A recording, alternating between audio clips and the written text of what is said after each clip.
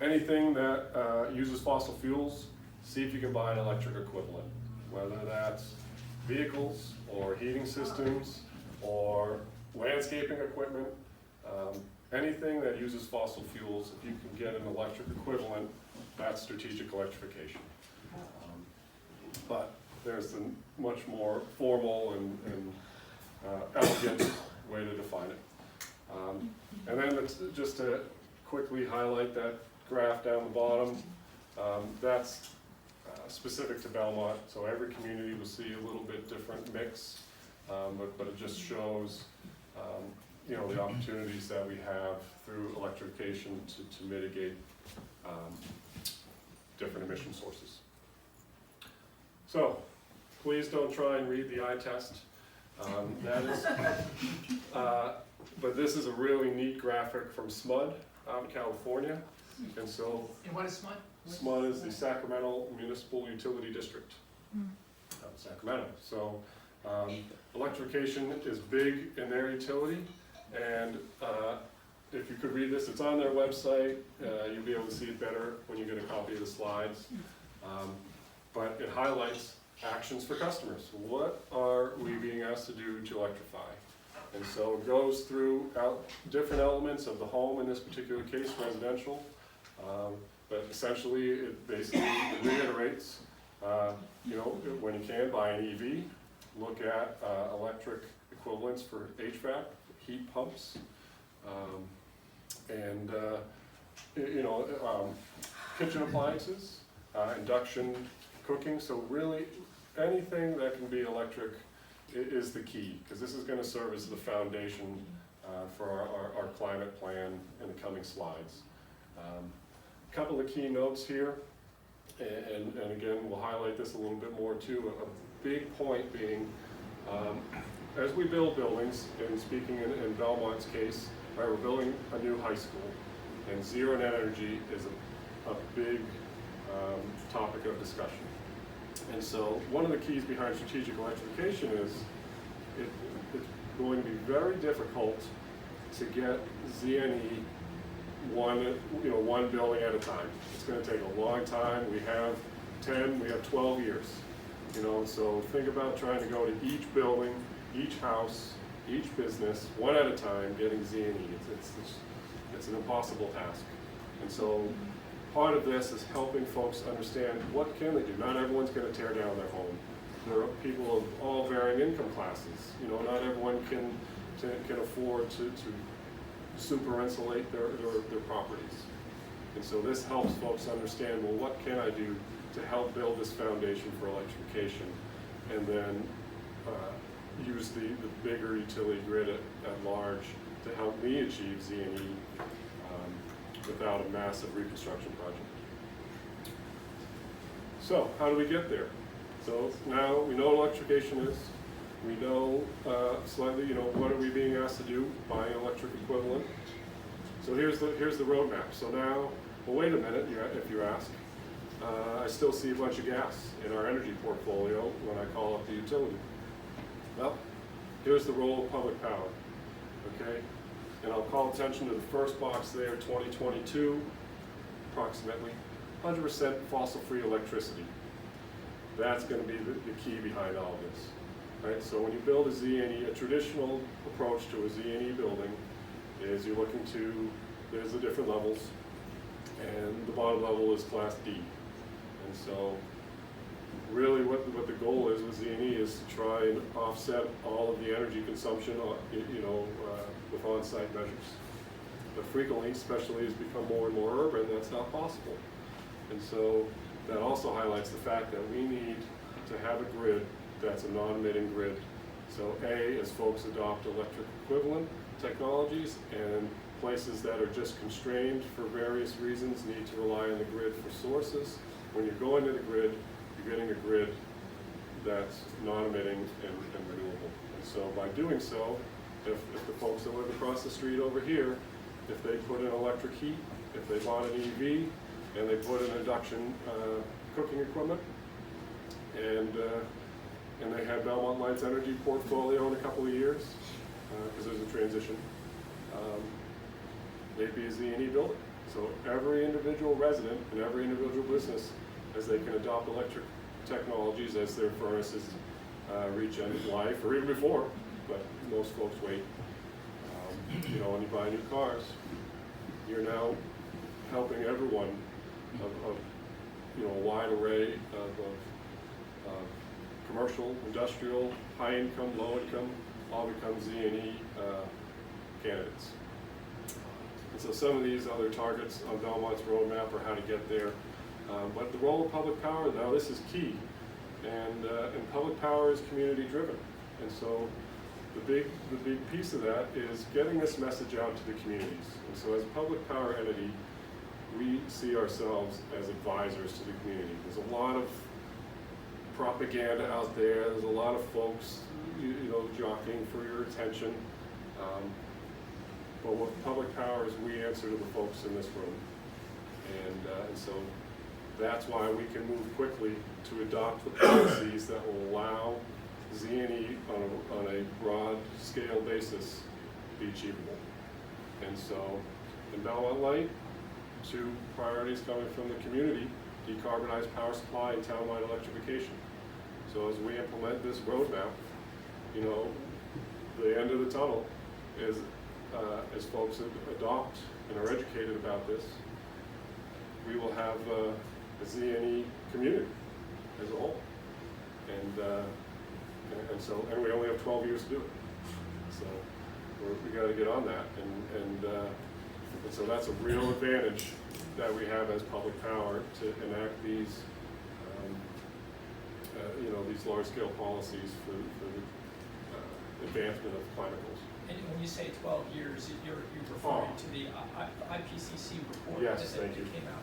Yes, exactly. The new, and so that's part of the point. As new information is available, and as folks do these studies and data is crunched, we can react very quickly with policy changes and you know, strategic plan changes and behavioral changes on the utility level. That an investor-owned utility couldn't do. So this is an opportunity for munis to get out ahead of the investor-owned utilities. Correct, and that's exactly the point, because public power is nonprofit. We are here to make sure the vision for the community is met. There's no, you know, the IOU, the goals you get at an IOU are increased earnings per share, and that's it. There is no tie to the community, you know, and so somehow you have to incentivize that business model to adopt this stuff. Whereas in our town, you have a bunch of interested folks come up, everyone says that's a great idea, and it's done. So, so it's going to be a real struggle on a town-by-town basis for folks that are in IOU territories to make this happen. And there's some creative ideas to get this done. But public power, and then, you know, the most immediate thing that could be available in my hometown, I'm on the energy committee for my town, which is a national grid town. You know, there's community choice aggregation. You know, that's just not as effective, and it just takes a long time to even get those types of policies in place. Therefore, you're going to try to push your town to become a community town. As we speak. That's after work. So I can do this during the day, and I go there and do that. And that's a whole other topic that I'd be happy to talk about for another few hours. So, well, here's the key piece, all right? So you have this roadmap, and I've heard out there that there are some municipal light plant towns that say, hey, wait a minute, I don't know if I'm ready for this, okay?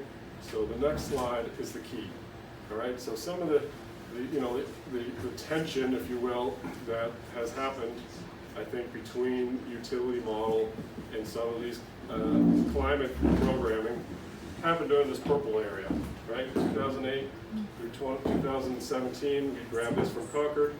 I should give them the plug, because energy efficiency, right? Solar. You're taking any type of business, right? You're implementing these technologies, and it's taking away from the sale of the product. So there's that relationship that has been tense over the years. But here's the big one, boom, electrification. So now you go and say, well, wait a minute, your product is the answer. This is what we want to use more, because when we use more, as long as you're also asking, saying you're willing to transition the power supply to non-emitting, it's a win-win. And so you have the triple bottom line: social, customers, right? Because public power answers to the customer. Environmental impact, that's what we're going for, and then financial. So it's a win-win, because as you use more electricity for utility, that makes the foundation, really the foundation to make all this happen, more financially stable. And at the same time, with the greener grid, you're achieving your financial impacts, and the social, the top one, you're doing what society and your community wants. So, I mean, we truly don't want to do anything that's going to bankrupt our municipal light plan, right? That's the trick here. Yep. Is we can get green and not bankrupt our MLPs with lower revenues. Exactly. And so this era goes away, this area comes in, and everyone's singing Kumbaya. But the key is it's a two-part approach. You have to electrify, but you also have to transition your power supply portfolio to non-emitting measures. Yes. Excuse me, but ZNE is a misnomer, it seems to me, because it's not zero net energy, it's zero fossil fuel energy. And saying financial stability, yes, the light plant wants financial stability. You might not call it profitability, Sure. but they do want to be sure to sell a lot more electricity. It's not really, in my opinion, in some way, it's not really working toward more sustainability. It's working toward more electrification of non-fossil fuel use, yes. Sure, I think, but let me add this note to that. Maybe I'm confused in a way, but the other way I look at it is if you adopt, say, so a gas heating, or you go buy a gas car, we've lost. There's no way, to my knowledge today, that by, say, take the 2050 goal, we'll make that more. In fact, my furnace, all I know is it gets less efficient. I'm trying to ditch that thing as fast as I can. And so the only way, and the only energy source that has a non-emitting pathway is electricity. And so the difference also, to somewhat to your point, is for public power, we're limited in profitability by law. And so there is no way we could say, or, kind of like the airline industry just keeps, fuel prices go down, so somehow my tickets keep going up. It's not like that. By law, it's limited. And so you can decrease rates, so there isn't a profit motive there with the public power model. But there's also no other choice. Like you say, some folks might have electric heat instead of a heat pump. So the ideal model, right, is to have the most efficient technology possible, so you use less of it, and it's also electric. But part of the other measure is to reach a greater audience, right? So what about the folks that can't afford heat pumps? What about the folks that, various income classes, and you have to, that might not be able to buy the most efficient and premier technologies out there. As long as it's electric, that's the immediate win. Again, we're on a shortened timeline here, and phase B is to then transition that to better and better technology through incentives and rebates from the utility. Does that answer your question? Is that? And net zero energy is defined by saying that building produces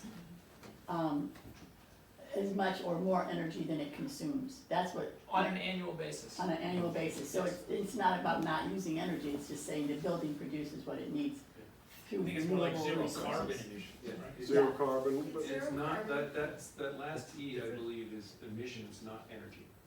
No. There's Should be. there's a bunch of different definitions of net zero carbon, net zero energy, net zero emissions. But his basic point Yeah. of electricity is the only energy that we can use that could be a renewable only. or zero emissions only. You buy a gallon of gas, it's, when you use it, it's going to emit. And so you just think of the utility as a big building, right? You just, what scale are you looking at? You're trying to make a building Z&E, we'll just expand that. Now we're trying to make a town Z&E, we'll make a state Z&E. It's just broadening the